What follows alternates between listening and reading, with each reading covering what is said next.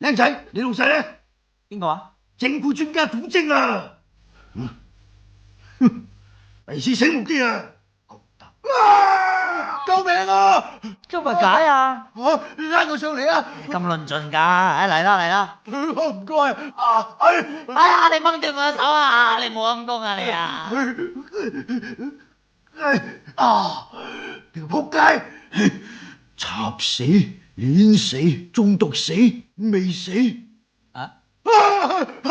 你係邊個？我防你個。我就係人稱玉樹臨風嘅整蠱專家古精。原來係你都算大整蠱啦。唔係點叫整蠱專家？我哋嘅談話由而家開始計時，由8蚊起標。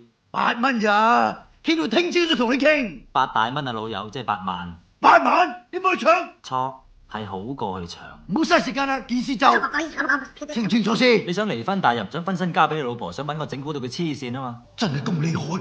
真係咁厲害。好，呢個計劃我諗住收你30萬。 30萬？我諗住3萬至5萬嘅啫喎。冇錯，飲杯茶先。我飲你杯，你飲我杯。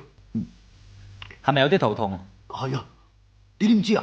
因為你飲咗我啲瀉藥。你都有飲㗎？而家冇啦。哇！廁所喺嗰邊。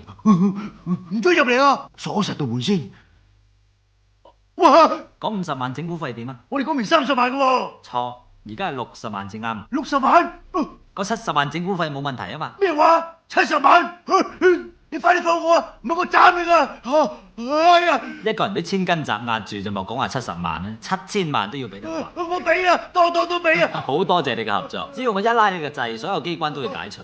哎呀，咁而家點啊？我識總掣，總掣喺邊啊？快啲啦！喺元朗。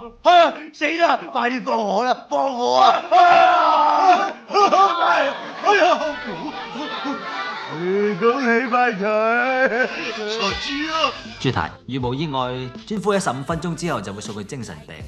呢80萬整蠱費啊，抵到爛啦！不愧係整蠱專家。錯，係玉樹臨風嘅整蠱專家。